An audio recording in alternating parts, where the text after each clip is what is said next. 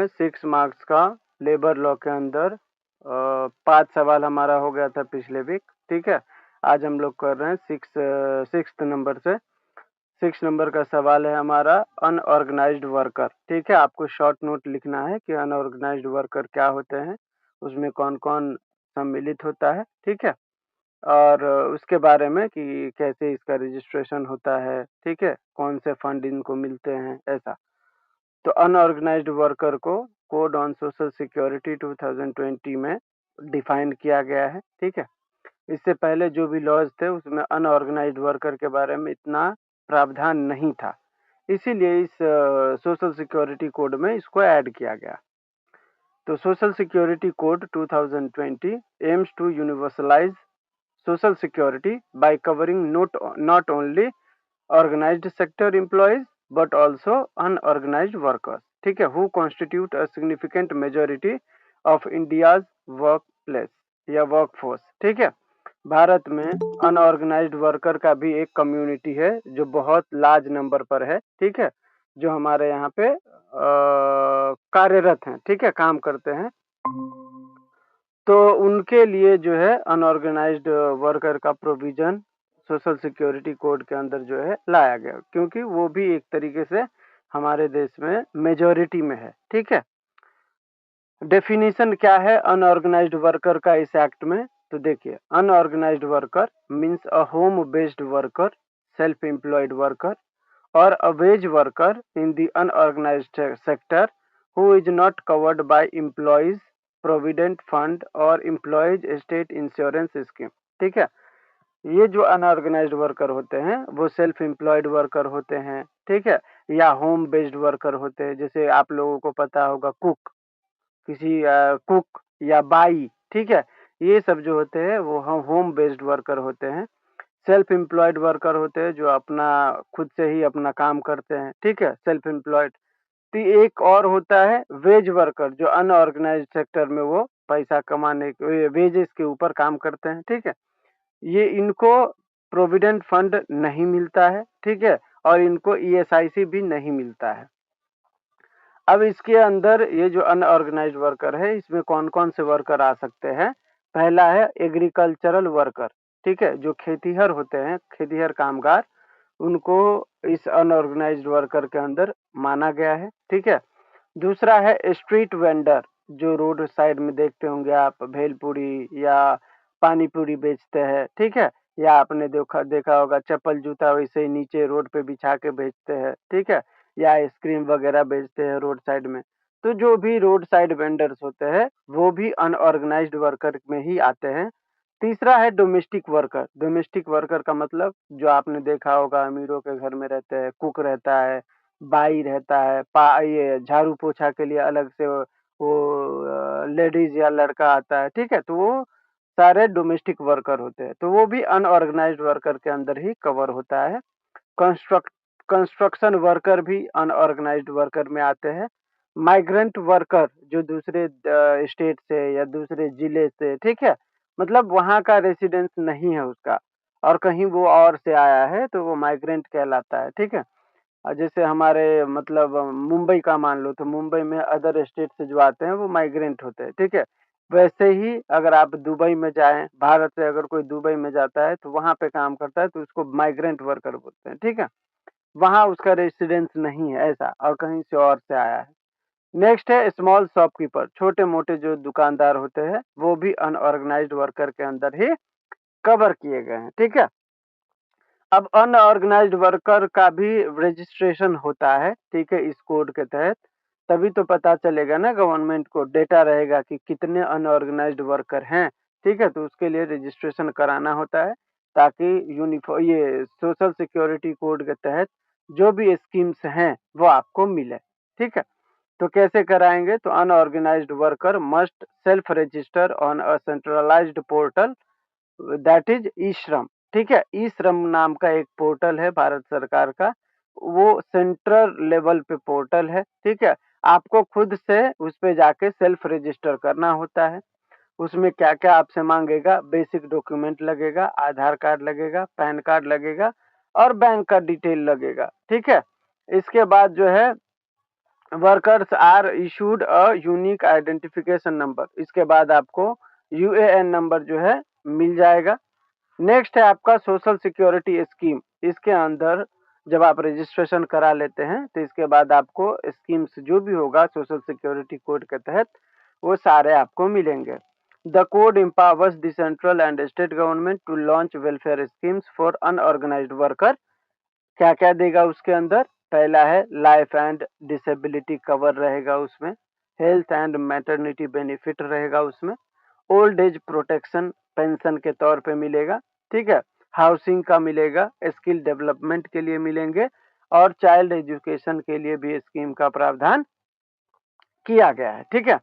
अब इसके अलावा इसके अंदर सोशल सिक्योरिटी फंड भी होता है, सॉरी, सोशल सिक्योरिटी फंड भी होता है, ठीक है, जो ये अनऑर्गेनाइज्ड वर्कर के लिए ही जो है काम करता है और उनको फाइनेंस करता है, ठीक है, जो भी स्कीम्स आते हैं वो सारे उनको प्रोवाइड करता है। कौन? Social security fund.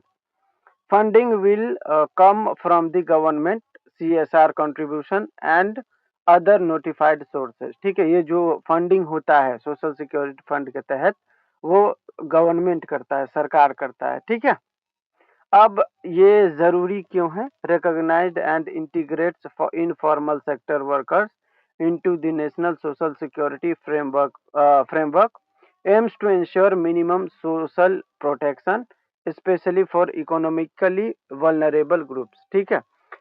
ये जो आपका अनऑर्गेनाइज्ड वर्कर है, ठीक है, उनके वेलफेयर के लिए, उनके सोशल प्रोटेक्शन के लिए, ठीक है, और खास करके ऐसे लोग जो इकोनॉमिकली वल्नरेबल हैं, ठीक है, उनको जो है इस फंड से ये जो स्कीम्स है, ठीक है, उससे उनको फायदा हो और फाइनेंशियली इंक्लूजन, ठीक है, आइडेंटिटी बेस्ड जो है एक्सेस, ये सारी चीजें उनको मिले। किनको? अनऑर्गेनाइज्ड वर्कर को। तो इसके लिए ये जो है इम्पोर्टेंट हो जाता है।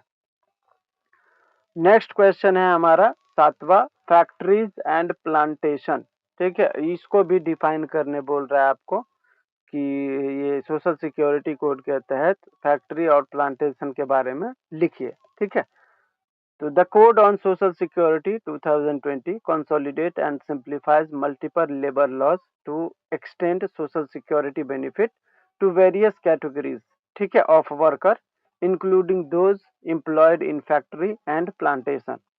These sectors are significant in Indian industrial and agricultural economy and are now explicitly brought under the unified social security framework, ठीक है।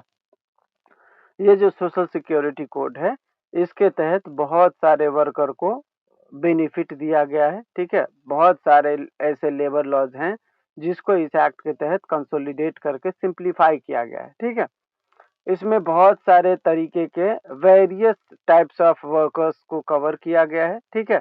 इसमें एक फैक्ट्रीज वर्कर भी है और प्लांटेशन वर्कर के बारे में भी समझाया गया है, ठीक है।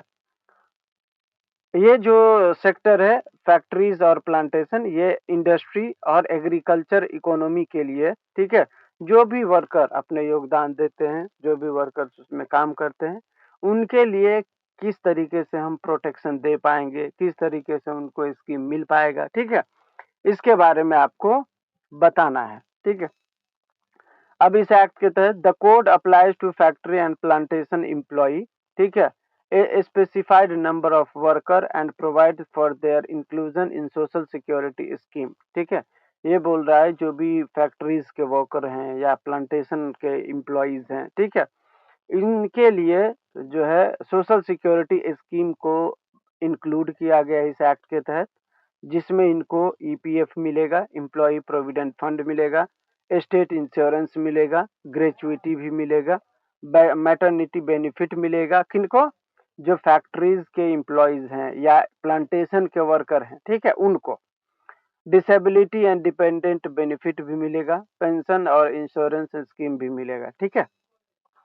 अब यहाँ पे फैक्ट्री को भी डिफाइन किया है। फैक्ट्री का मतलब है defined similarly to previous laws, that is Factories Act, a factory is a premises where 10 or more workers are employed, ठीक है। मतलब कोई फैक्ट्री का मतलब, इस एक्ट के अंदर फैक्ट्री का मतलब है जहां पे 10 या 10 से अधिक वर्कर काम कर रहे हैं, ठीक है।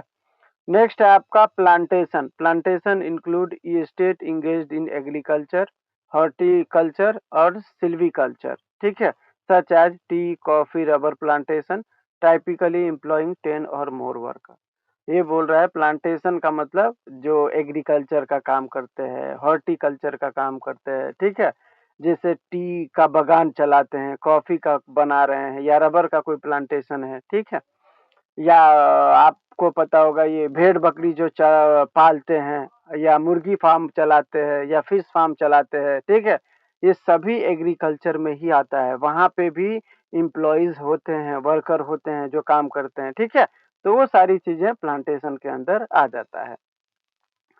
अब इस एक्ट के अंदर कुछ, इस प्रोविजन में कुछ की प्रोविजन है, जैसे mandatory social security, factories and plantation meaning the threshold of employment are mandatorily required to register with EPFO and ESIC, ठीक है। जो भी प्लांटेशन वर्कर हैं या आपके फैक्ट्रीज के अंदर वर्कर हैं, ठीक है, उनके लिए ईपीएफओ और ईएसआईसी में रजिस्टर कराना मैंडेटरी है। दूसरा है deduct and contribute toward employees provident fund, PF, SIC जो बोलते हैं ना, वो भी इसमें जो है उनको स्कीम मिलना चाहिए। ग्रेचुइटी और मैटरनिटी बेनिफिट भी उनको मिलना चाहिए, ठीक है, ये सारी चीजें हैं। इसके बाद उनके वेलफेयर के लिए भी प्रोविजन है, जैसे the code enable to the government to frame a scheme for housing, education and skill development, ठीक है। इन लोगों के लिए जो फैक्ट्री में काम करते हैं या जो प्लांटेशन वर्कर हैं, उनके लिए गवर्नमेंट जो है इशू फ्रेम करेगा, स्कीम फ्रेम करेगा, जिसमें उनको रहने का, एजुकेशन का, ठीक है, उनके काम में स्किल डेवलपमेंट हो, इस तरीके के स्कीम भी गवर्नमेंट चलाएंगे।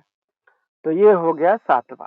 8वां है सेल्फ एम्प्लॉयड वर्कर के बारे में। ये भी आपको 6 मार्क्स में पूछा जाएगा। इसमें जो भी पूछा जाएगा ना, यही शॉर्ट शॉर्ट ही, ठीक है, कि सेल्फ एम्प्लॉयड वर्कर क्या होता है, इस एक्ट के तहत जो है उनको क्या क्या बेनिफिट दिए गए हैं, ठीक है। आपको 6 मार्क्स में पूछे ना लेबर लॉ से, तो सबसे पहले तो आपको उसको मतलब एक्सप्लेन करना है कि वो चीज होता क्या है, ठीक है, और इसके बाद आपको ये बताना है कि इस एक्ट में उनके लिए क्या क्या प्रोविजन है। तो कुल मिला के सोशल सिक्योरिटी कोड में आपने देखा होगा क्या क्या मिलता है, लाइफ इंश्योरेंस होना चाहिए, प्रोविडेंट फंड मिलना चाहिए, हेल्थ इंश्योरेंस होता है, मैटरनिटी बेनिफिट मिलता है, ओल्ड एज पेंशन मिलता है, ग्रेचुइटी मिलता है, एजुकेशन के लिए लोन मिल सकता है, हाउसिंग के लिए गवर्नमेंट देगा, स्किल डेवलपमेंट के लिए काम करेगा गवर्नमेंट, ठीक है। तो ये सारी चीजें क्या है, ये हो गया। इसके बाद आपको पता है रजिस्ट्रेशन भी जरूरी है, जो भी, अगर हम सेल्फ एम्प्लॉयड की बात करें या अनऑर्गेनाइज्ड वर्कर की बात करें या फैक्ट्रीज वर्कर की बात करें, ठीक है, हर कंडीशन में आपका रजिस्ट्रेशन जरूरी है, ठीक है। रजिस्ट्रेशन कराएंगे तभी गवर्नमेंट आपको सारे स्कीम प्रोवाइड कर पाएंगे। गवर्नमेंट के पास एक डेटा होगा, जिस डेटा में आपका भी नाम होगा, ठीक है, और उस हिसाब से जो भी गवर्नमेंट स्कीम निकालेगी आपको उसके ऊपर अधिकार होगा, वो आपको मिलेगा, ठीक है। तो ये सारी चीजें आपको एकदम भर देना है, कुछ प्रॉब्लम नहीं है। तो 8वां सवाल है self employed worker, the code on social security 2020 is a landmark legislation aimed at extending social security benefit to all categories of workers, ठीक है, including those in the informal sector. One of the key inclusion under this code is self-employed worker who make up a significant portion of India's workforce, ठीक है। ये बोल रहा है social security code, वैसे तो बहुत सारे वर्कर को अपने आप में जो है बेनिफिट, सोशल सिक्योरिटी बेनिफिट देता है, ठीक है। उसमें एक इस एक्ट में इनफॉर्मल सेक्टर को भी इंक्लूड किया गया है, जिसमें सेल्फ एम्प्लॉयड वर्कर को इंक्लूड किया गया है, ठीक है। अब सेल्फ एम्प्लॉयड वर्कर जो है, बहुत सारे वर्कर हैं हमारे भारत में, एकदम मेजोरिटी में है वो, ठीक है, तो उनको भी प्रोटेक्ट करना जरूरी था, ठीक है। तो सोशल सिक्योरिटी कोड के अंदर सेल्फ एम्प्लॉयड वर्कर को डिफाइन किया गया है। तो क्या बोला है, self employed worker means a person not employed by an employer but who earns a livelihood through self employment in the unorganized sector। हमने अभी अनऑर्गेनाइज्ड वर्कर पढ़ा, उसी में एक पार्ट है सेल्फ एम्प्लॉयड का, ठीक है। अब इस सेल्फ एम्प्लॉयड वर्कर का मतलब क्या होता है कि वो बंदा किसी के अंडर काम नहीं कर रहा है, मतलब उसका कोई एम्प्लॉयर नहीं है, मालिक नहीं है, ठीक है। वो अपने लिवलीहुड के लिए खुद ही कमाता है और खुद ही खाता है, ठीक है, ये है। तो इसको बोलते हैं सेल्फ एम्प्लॉयड वर्कर। अब इसके अंदर कौन कौन आ सकता है, तो स्ट्रीट वेंडर आते हैं जो सड़क के किनारे पानी पूरी बेचते हैं, आपको पता होगा, वो खुद ही मालिक होता है, खुद ही खिलाता भी है और खुद ही पैसा भी रखता है, उसका कोई मालिक नहीं होता, कोई एम्प्लॉय नहीं होता, ठीक है। तो सेल्फ एम्प्लॉयड वर्कर में स्ट्रीट वेंडर भी आते हैं, छोटे मोटे पान पटरी वाले, छोटे मोटे दुकान वाले भी आते हैं, क्राफ्टमैन भी आता है, ठीक है, आर्टिसंस भी आता है, फ्रीलांसर भी आता है, और इंडिपेंडेंट सर्विस प्रोवाइडर जैसे टेलर हो गया, इलेक्ट्रिशियन हो गया, ये सभी क्या है, ये सभी सेल्फ एम्प्लॉयड वर्कर हैं। इनके ऊपर कोई, इनका कोई गॉड फादर नहीं है, मालिक नहीं है कोई, ठीक है, ये खुद ही मालिक होते हैं, खुद ही नौकर होते हैं। तो ये सारी चीजें हैं। तो आपको अगर 6 मार्क्स में पूछा जाता है तो आप सबसे पहले उसका सोशल सिक्योरिटी कोड के तहत थोड़ा उसके बारे में रोशनी डालिए कि क्या होता है, ठीक है। इसके बाद एग्जाम्पल बताइए कि क्या क्या इसके अंदर कवर होगा। फिर आपको जो है उसका इसके अंदर इस एक्ट के तहत उनको क्या क्या स्कीम मिलेगा, अगर ये सारी चीजें लिख देते हैं। फिर आप ये भी लिखिए कि मैंडेटरी रजिस्ट्रेशन है, आपको रजिस्ट्रेशन कराना पड़ेगा, कहाँ पे, गवर्नमेंट के सेंट्रल पोर्टल पर, ठीक है, जिसका नाम ई श्रम है। तो अगर आप ये बोल देते हैं कि ई श्रम में उसको रजिस्ट्रेशन कराना कर पड़ेगा खुद को, ठीक है, वो एक सेंट्रलाइज्ड पोर्टल है, वहाँ पे आधार कार्ड, मोबाइल नंबर और बैंक का डिटेल और आपका ऑक्यूपेशन का टाइप कि आप करते क्या हो, ये 4-5 चीजें फुलफिल करने के बाद आपको एक आइडेंटिफिकेशन नंबर मिलेगा, ठीक है, वो हो गया, फिर आप रजिस्टर्ड हो गए उस एक्ट के तहत, ठीक है। इसके बाद आपको गवर्नमेंट जो भी स्कीम रहेगी, जो भी सोशल सिक्योरिटी फंड के तहत मिलने वाला होगा, वो सारी सुविधाएं आपको प्रोवाइड करी जाएंगी, ठीक है। तो ये हो गया आपका अभी ये, अरे यार पेज भी उड़ गया, एक सेकेंड दे दीजिए, एक सेकेंड। हम्म तो ये हो गया, अभी हम लोग थे, हाँ। हम्म तो अब इसमें हमने समझा कि सेल्फ एम्प्लॉयड वर्कर में स्ट्रीट वेंडर आता है, स्मॉल शॉप ऑनर आता है, क्राफ्टमैन आएगा, आर्टिसंस आएगा, फ्रीलांसर आता है, इंडिपेंडेंट सर्विस प्रोवाइडर जैसे ट्रेलर हो गया, या आपका इलेक्ट्रिशियन हो गया, या आपने देखा होगा जो इस्त्री वाला होता है वो हो गया, ये सारे क्या है, ये इंडिपेंडेंट वर्कर है, इनके ऊपर कोई एम्प्लॉय नहीं है, एम्प्लॉयर नहीं है, ठीक है, वो खुद ही कमाते हैं, खुद ही खाते हैं। तो ये हो जाते हैं सेल्फ एम्प्लॉयड वर्कर। अब इस एक्ट के तहत उनके लिए सोशल सिक्योरिटी स्कीम भी है। तो क्या क्या होगा उस स्कीम के तहत उनको क्या मिलेगा, तो गवर्नमेंट के वेलफेयर स्कीम के तहत इस कोड में उनको लाइफ इंश्योरेंस भी मिलेगा, डिसेबिलिटी इंश्योरेंस भी मिलेगा, हेल्थ और मैटरनिटी बेनिफिट भी मिलेगा, पेंशन भी मिलेगा, ग्रेचुइटी भी मिलता है, ठीक है। नहीं, इसमें ग्रेचुइटी नहीं मिलेगा, पेंशन मिलेगा। इसके बाद एजुकेशन के लिए सरकार देंगे पैसा, हाउसिंग के लिए देगा, और स्किल डेवलपमेंट के लिए भी गवर्नमेंट इस एक्ट के तहत वेलफेयर स्कीम जो भी रहेगा उनको मिलेगा, ठीक है। इसके लिए उनको रजिस्ट्रेशन कराना होगा, उनको ई पोर्टल पर जाके गवर्नमेंट के, नाम है ई श्रम, वहाँ पे अगर वो उस पोर्टल पे रजिस्ट्रेशन कराते हैं तो वहाँ पे उनको Aadhaar card, PAN card, mobile number, occupation का टाइप डालना होगा, फिर उनको एक आइडेंटिफिकेशन नंबर मिलेगा, ठीक है, और फिर वो रजिस्टर्ड हो जाते हैं। इसके बाद गवर्नमेंट उनको सोशल सिक्योरिटी फंड के तहत उनको जो है स्कीम प्रोवाइड करते हैं, ठीक है।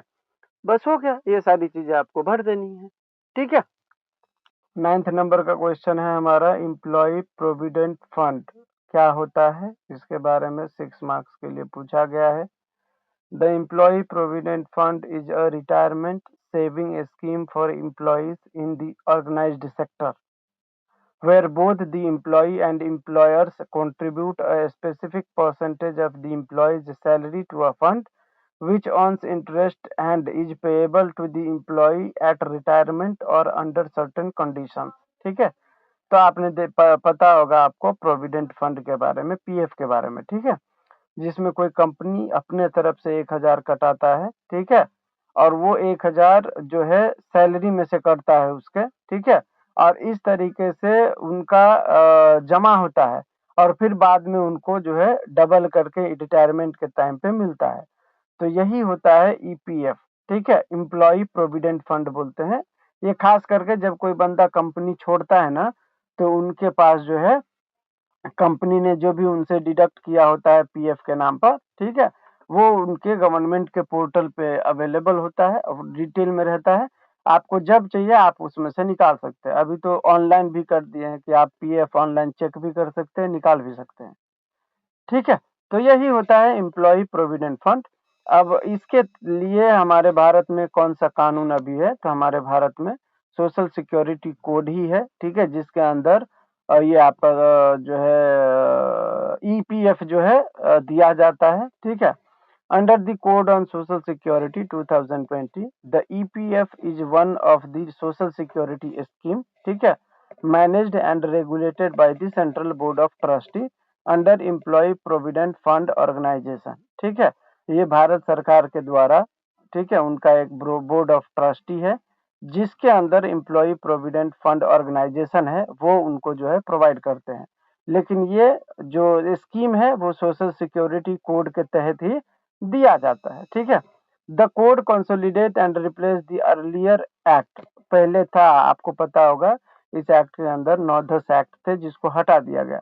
उसी में था एक एम्प्लॉय प्रोविडेंट फंड एक्ट, ठीक है, 1958।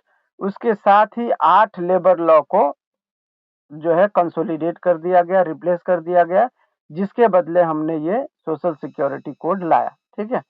अब ये जो ईपीएफ है वो किनके ऊपर अप्लाई होता है, इस्टेब्लिशमेंट विद 20 और मोर एम्प्लॉय, ठीक है, ऐसा कोई कंपनी जहां पे 20 या 20 से ज्यादा एम्प्लॉय है तो वहां पे प्रोविडेंट फंड प्रोविजन जो है अप्लाई होता है। दूसरा है specific classes of employ as notified by the central government. कुछ ऐसे भी स्पेसिफिक क्लासेस हैं, ठीक है, एम्प्लॉय के, जहाँ पे पीएफ का जो है सिस्टम लागू होता है, लेकिन वो सेंट्रल गवर्नमेंट के नोटिफिकेशन के आधार पर होता है, ठीक है। अब इसमें जो सैलरी ईपीएफ मिलता है उसमें किसका कितना कंट्रीब्यूशन रहता है, तो एम्प्लॉय का 12% ऑफ वेजेस रहता है, ठीक है। एम्प्लॉयर का 12% ऑफ वेजेस रहता है। Out of the employers 12%, 8.33% goes to the employees pension scheme EPS, remaining goes to EPF. For certain small industry or specific categories the rate may be reduced to 10%, ठीक है। तो यहाँ पे मोटा मोटी आपको ये समझना है कि 12% एम्प्लॉय के सैलरी से करता है, 12% एम्प्लॉयर खुद से देता है, ठीक है। तो यही कुल मिला के उनको जो है बाद में रिटर्न मिलता है डबल करके, ठीक है। अभी कोई आ रहे हैं, देखिए।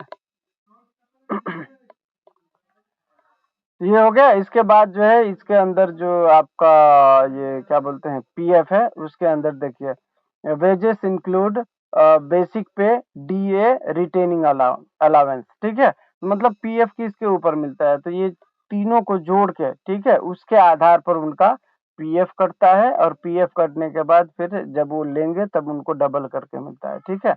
तो मान के चलते हैं 1000 उसका पीएफ कटा, ठीक है, और 1000 अगर वो पीएफ करता है तो गवर्नमेंट जब भी वो ईपीएफ निकालेगा तब उसको 1000 के बदले 2000 मिलता है, ठीक है। तो ये है, तो ये हो गया। इसके बाद है बेनिफिट क्या होता है ईपीएफ का, तो रिटायरमेंट का सेविंग हो जाता है, ठीक है। जो भी बंदा छोड़ता है जब उनको लमसम अमाउंट मिल जाता है, ठीक है। एक तरीके से पेंशन का काम भी करता है ये। इसके बाद जो है partial withdraw for marriage, education, illness, house purchase. अगर आपने मान के चलिए 20 साल से आपका कट रहा है, ठीक है, 2 लाख, 3 लाख, 4 लाख ऐसा करके पीएफ हो गया है, तो अगर आपकी बेटी की शादी है 2 लाख चाहिए तो आप 2 लाख निकाल सकते हैं, ठीक है। तो अभी ऐसा व्यवस्था कर दिया गया है कि आपके पीएफ अकाउंट से जितना चाहिए आपको निकाल सकते हैं, कोई प्रॉब्लम नहीं है।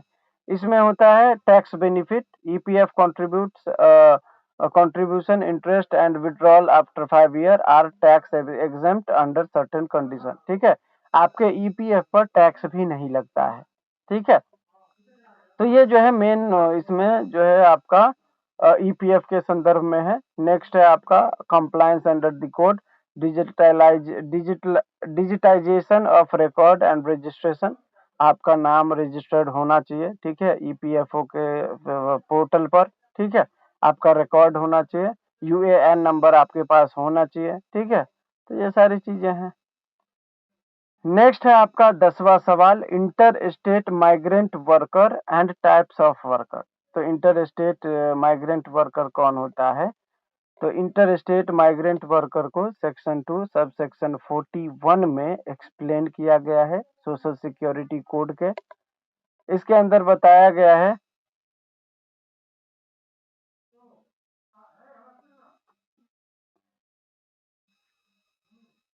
हाँ माइक चालू, मुझे लगा बंद करके तो नहीं पढ़ रहा हूँ मैं। हाँ, तो सेक्शन 2 सब सेक्शन 41 में सोशल सिक्योरिटी कोड के डिफाइन किया गया है इंटर स्टेट माइग्रेंट वर्कर के बारे में।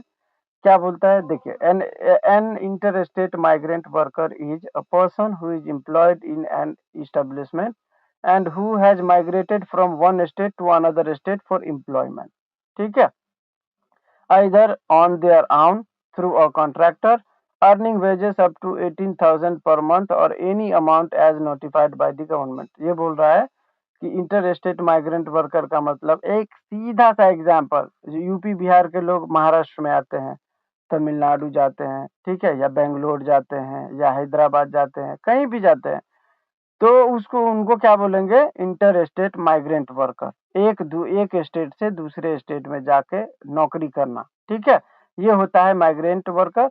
और माइग्रेंट वर्कर वो खुद से भी जा सकते हैं या किसी कॉन्ट्रैक्टर के थ्रू भी जाते हैं। बहुत बार ऐसा होता है कि मान के चलिए कोई कंस्ट्रक्शन कंपनी है मुंबई की बहुत बड़ी, ठीक है, और उनको सस्ते में लेबर नहीं मिल रहा है, ठीक है, तो आपको पता है कि यूपी बिहार में जो है नौकरी मतलब रोजगार का बहुत कमी है, ठीक है, होगा भी ना, क्योंकि यहाँ पे कोई इंडस्ट्री लगाना नहीं चाहता, साइड एरिया रहता है, ठीक है। तो ऐसे में क्या होता है कि कंस्ट्रक्शन के जो वर्कर होते हैं सस्ते दर पर यूपी बिहार से लेके जाते हैं और फिर वहां पे काम कराते हैं। तो ये होता है, तो मतलब कॉन्ट्रैक्टर के थ्रू भी लोग जाते हैं, ऐसा नहीं है, बहुत सारे लोग जा। अभी भी एक बंदा आया है, मतलब मैं तो अभी गाँव में ही हूँ, एक बंदा है जो सिक्योरिटी गार्ड में है। अब मैं देख रहा था कि 2-3 आदमी को बोल रहा था कि मेरे यहाँ पे वो क्या बोलते हैं सिक्योरिटी जो का जॉब है, ठीक है, 20,000 में 12 घंटा। अब कोई वहां पे रहेगा तो 12 घंटा में 20,000 कैसे कमाएगा?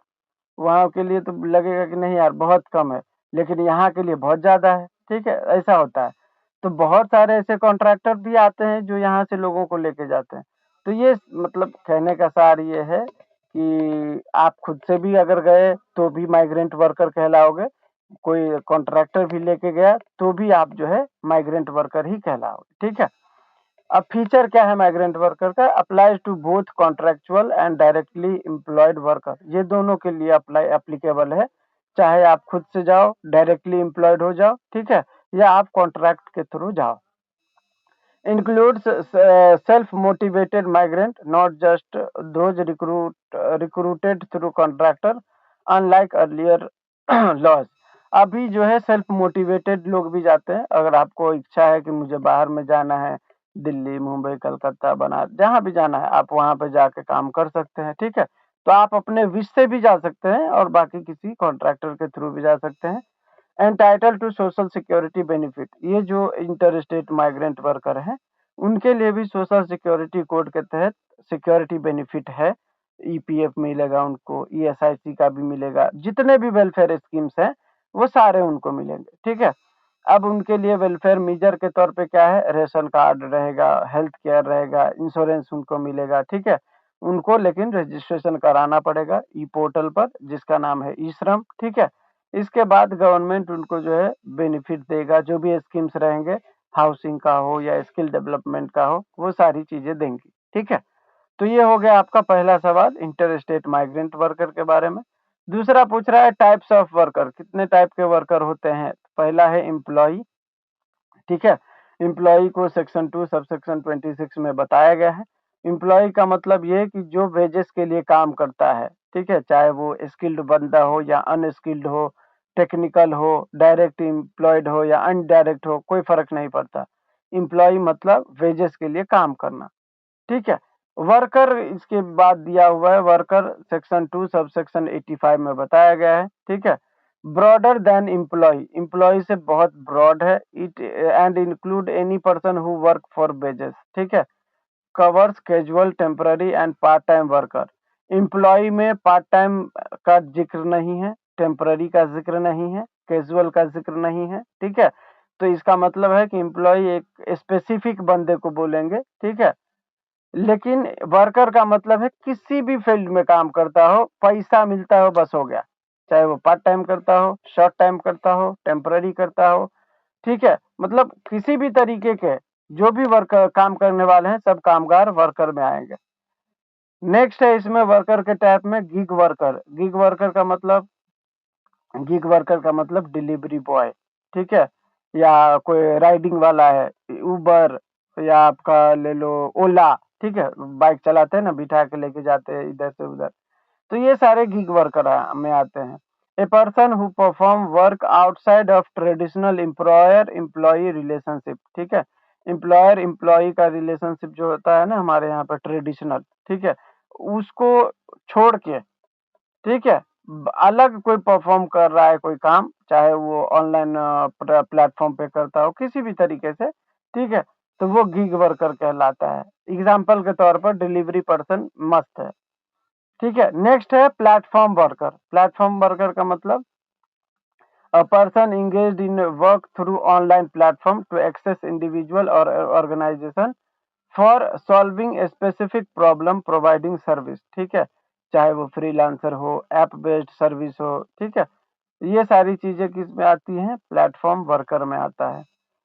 नेक्स्ट है आपका अनऑर्गेनाइज्ड वर्कर। अनऑर्गेनाइज्ड वर्कर का मतलब जो किसी ऑर्गेनाइज्ड सेक्टर से बिलोंग नहीं करता। एग्जाम्पल के तौर पर होम बेस्ड वर्कर हो, ठीक है, जैसे मैंने बोला था बाई, कुक, ठीक है। ये सब क्या है, ये सेल्फ एम्प्लॉयड है, होम बेस्ड काम है, ठीक है, तो ये अनऑर्गेनाइज्ड सेक्टर में आते हैं। इसके बाद है आपका ये सब तो नहीं पूछेगा, ऑडियो विजुअल क्या होता है, ये सब मतलब चैट जीपीटी से लिया था, तो ये सारे जो है एडवांस वाले दे दिए हैं, ठीक है। लेकिन आपको मेन 4 ही याद रखना है, गिग वर्कर, प्लेटफॉर्म वर्कर और अनऑर्गेनाइज्ड वर्कर, ठीक है। ज्यादा से ज्यादा याद रखना तो सेल्फ एम्प्लॉयड वर्कर भी याद रखना, ठीक है, जो किसी एम्प्लॉय के अंडर काम नहीं करते, खुद से कमाते हैं, खुद से खाते हैं। ये मेन 4 तरीके का वर्कर इस एक्ट के अंदर है। पहला गिग वर्कर, पहला तो वर्कर जो साधारण है, दूसरा गिग वर्कर, तीसरा प्लेटफॉर्म वर्कर, चौथा अनऑर्गेनाइज्ड वर्कर और पांचवा सेल्फ एम्प्लॉयड वर्कर। ये हमेशा याद रखना, ठीक है, बाकी याद रखने की जरूरत नहीं है। इसके बाद है 11वां सवाल, social security benefit to unorganised worker, ठीक है। मतलब सोशल सिक्योरिटी बेनिफिट क्या क्या है अनऑर्गेनाइज्ड वर्कर के लिए, ये आपसे पूछा जा रहा है 6 मार्क्स के लिए, ठीक है। हालांकि हमने अभी पीछे ही जो पढ़ा उसी सवाल में थोड़ा ये घुमा के पूछ दिया है, बाकी सवाल वही है। तो सबसे पहले हम ये देखेंगे कि अनऑर्गेनाइज्ड वर्कर होता क्या है, ठीक है। तो अनऑर्गेनाइज्ड वर्कर का मतलब होम बेस्ड वर्कर हो या सेल्फ एम्प्लॉयड वर्कर हो, ठीक है, या वेजेस के ऊपर काम करने वाले वर्कर हो, ये सारे ही आपके अनऑर्गेनाइज्ड सेक्टर में कवर होते हैं, ठीक है, जिनको ईपीएफ या ईएसआईसी नहीं मिलता, ठीक है, क्योंकि वो किसी के अंडर काम ही नहीं करता। एग्जाम्पल के तौर पे स्ट्रीट वेंडर हो गया, पानी पूरी वाला, ठीक है, चाय का वो ठेला लगाने वाला, ठीक है, ऐसे भाजी बेचने वाले, ये सारे स्ट्रीट वेंडर होते हैं, तो ये आपके अनऑर्गेनाइज्ड वर्कर में आते हैं। दूसरा है डोमेस्टिक वर्कर, जैसे बाई हो गया, कुक हो गया, झाड़ू पोछा करने वाली जो आती है मैडम वो हो गया, या बच्चे को जो लाड़ प्यार करने वाली आती है वो हो गया, नैनी बोलते हैं ना उनको, वो, तो ये सारे डोमेस्टिक वर्कर में आ जाते हैं। तीसरा है एग्रीकल्चर लेबर, फिर है रिक्शा पुलर, फिर है कंस्ट्रक्शन वर्कर, ठीक है, फिर है हैंडलूम वर्कर, फिर है आर्टिसन वर्कर, फिर है डेली वेज लेबर और नेक्स्ट है प्लेटफॉर्म वर्कर, ठीक है, या गिग वर्कर। ये सभी इनडायरेक्टली अनऑर्गेनाइज्ड वर्कर ही होते हैं, ठीक है। अब इनके यहाँ पे सोशल सिक्योरिटी बेनिफिट कैसे प्रोवाइड होता है ये देखिए। The code empowers the central government to formulate and implement social security scheme for unorganised worker, gig worker and platform worker. ठीक है, अब देखिए क्या बेनिफिट है किसके लिए। Life and disability cover, insurance for accidental death और डिसेबिलिटी, पीएम सुरक्षा बीमा योजना। ये जो हमारा अनऑर्गेनाइज्ड वर्कर है उनके लिए सोशल सिक्योरिटी बेनिफिट के तौर पर क्या क्या है, तो लाइफ और डिसेबिलिटी के लिए उनको जो है इंश्योरेंस मिलेगा। ठीक है, किसके तहत, पीएम सुरक्षा बीमा योजना के तहत। दूसरा है हेल्थ एंड मैटरनिटी बेनिफिट मिलेगा, किनको, अनऑर्गेनाइज्ड वर्कर को। किस स्कीम के तहत, आयुष्मान भारत जननी सुरक्षा योजना के तहत। ठीक है, तीसरा है ओल्ड एज प्रोटेक्शन, जो पेंशन मिलता है ना वो उनको मिलेगा, किनको, अनऑर्गेनाइज्ड वर्कर को। ये किस एक्ट के तहत, तो पीएम श्रम योगी मानधन योजना। ठीक है, इसके तहत उनको जो है पेंशन मिलेगा 3000 पर मंथ। नेक्स्ट है provident fund, provident fund unorganised worker को मिलेगा, ये भी आपको जो है इसी पीएम श्रम योगी मानधन के तहत ही मिलेगा। नेक्स्ट है आपका एम्प्लॉयमेंट इंजरी बेनिफिट, ये भी उनको मिलेगा। ठीक है, नेक्स्ट है हाउसिंग का जो है उनको मिलेगा, ये मिलेगा पीएमएवाई के तहत, प्रधानमंत्री आवास योजना के तहत उनको घर भी मिलेगा। फिर एजुकेशन सपोर्ट मिलेगा स्कॉलरशिप के तहत। फिर स्किल अपग्रेडेशन होगा, ट्रेनिंग प्रोग्राम गवर्नमेंट चलाएगी उसके तहत। और फ्यूनरल असिस्टेंस भी मिलेगा उनको, फ्यूनरल एक्सपेंस में भी सपोर्ट किया जाएगा। इन सब के लिए अलग से कोई मतलब योजना का नाम नहीं है, लेकिन गवर्नमेंट देते हैं उनको।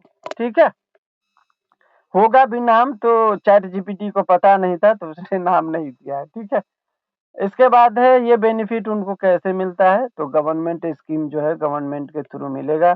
प्रधानमंत्री मानधन योजना है, प्रधानमंत्री श्रम योजना है, ई श्रम पोर्टल है, या प्रधानमंत्री बीमा योजना हो गया, जो जीवन ज्योति योजना हो गया। ठीक है, तो मतलब इस तरीके से गवर्नमेंट ने पहले से ही स्कीम बनाए हुए हैं, वो सारे स्कीम इनके इसके तहत जो है मिलते जाएंगे। ठीक है, लेकिन इसके लिए आपको ई श्रम पोर्टल पर वही बात रजिस्ट्रेशन कराना ही होगा। ठीक है, आधार कार्ड, पैन कार्ड, जो भी आपके बैंक अकाउंट और आपके जो डिटेल्स हैं वो आपको भरने होंगे।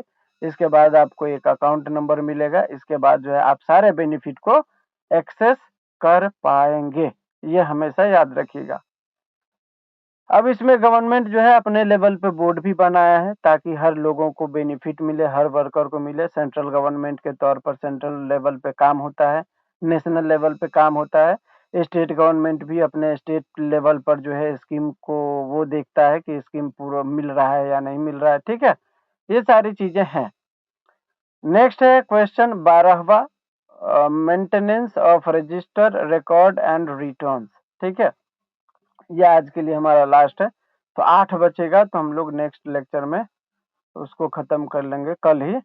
ठीक है, तो देखिए maintenance of register record and return under the social security code 2020, maintaining proper register records and return is a crucial compliance requirement for employers and social security organization to ensure transparency, accountability and effective administration of social security benefit।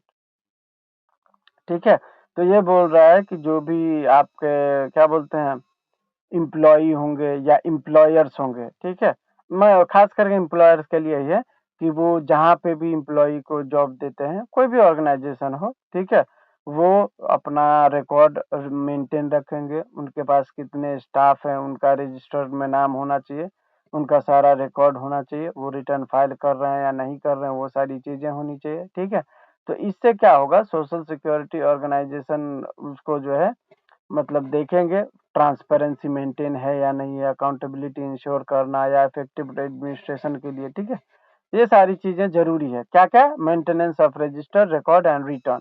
ठीक है, अब इसका purpose क्या है, क्यों मैं register maintain करना चाहिए, रिकॉर्ड मेंटेन करना चाहिए, रिटर्न मेंटेन करना चाहिए किसी एम्प्लॉयर को, क्यों, तो to keep accurate detail of employee and worker covered under various social security scheme. ठीक है, अगर वो रजिस्टर मेंटेन करते हैं, रिकॉर्ड मेंटेन करते हैं या रिटर्न मेंटेन करते हैं तो गवर्नमेंट को सारा डेटा एकदम एक्चुअली जाएगा। ठीक है, वो एक्यूरेट डिटेल गवर्नमेंट को मिलेगा और फिर गवर्नमेंट ये देख पाएगी कि सारे स्कीम जो सोशल सिक्योरिटी कोड के तहत उन वर्कर के लिए बनाए गए हैं, वो उनको मिल रहे हैं या नहीं मिल रहे।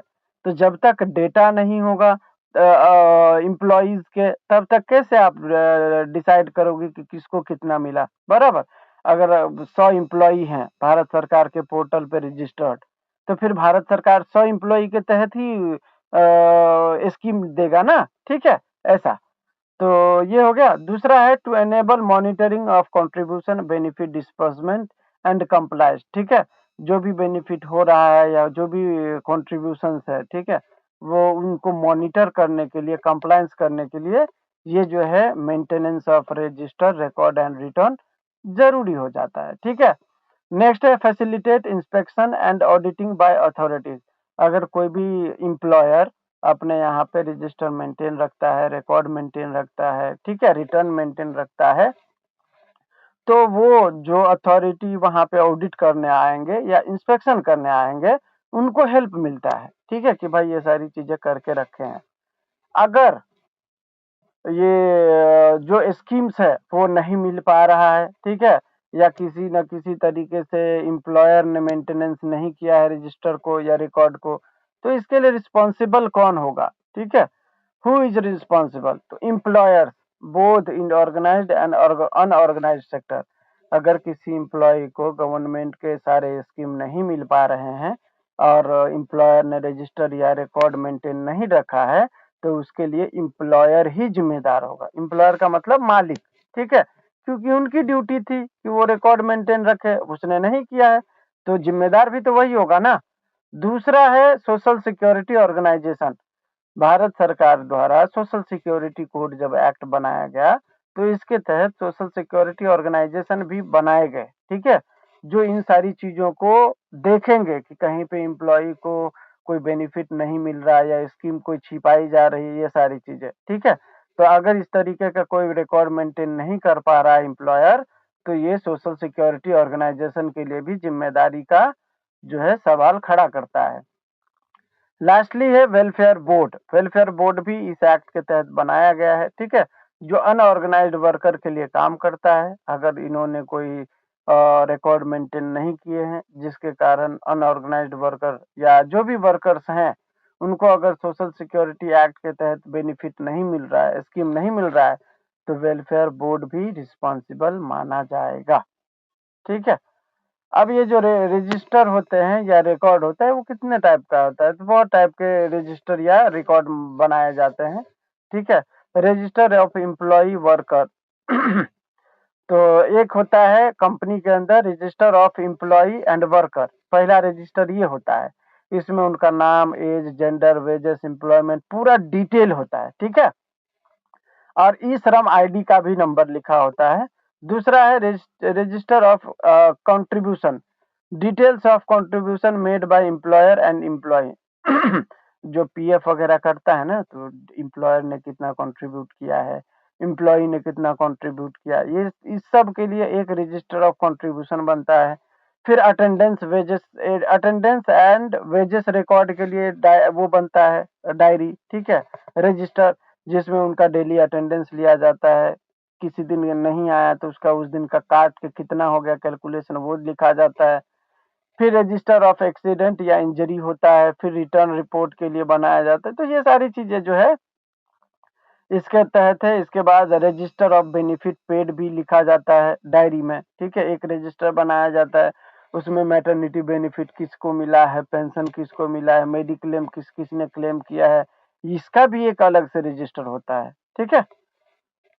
तो ये सारी चीजें हैं, इसका जो है डिजिटल मेंटेनेंस किया जाता है ईपीएफओ पोर्टल पर जा करके, ठीक है, क्योंकि अभी सब डिजिटाइजेशन हो गया है ना। तो अब आप अगर फिजिकल नहीं रख भी रहे हैं ना, तो आपको ईपीएफओ पोर्टल पर जाके वहां पे डेटा बनाना होगा, ईएसआईसी पोर्टल पे जाके आपके स्टाफ का पूरा बनाना होगा, ई श्रम पोर्टल पे आपके सारे वर्कर का रिकॉर्ड होने चाहिए, ठीक है।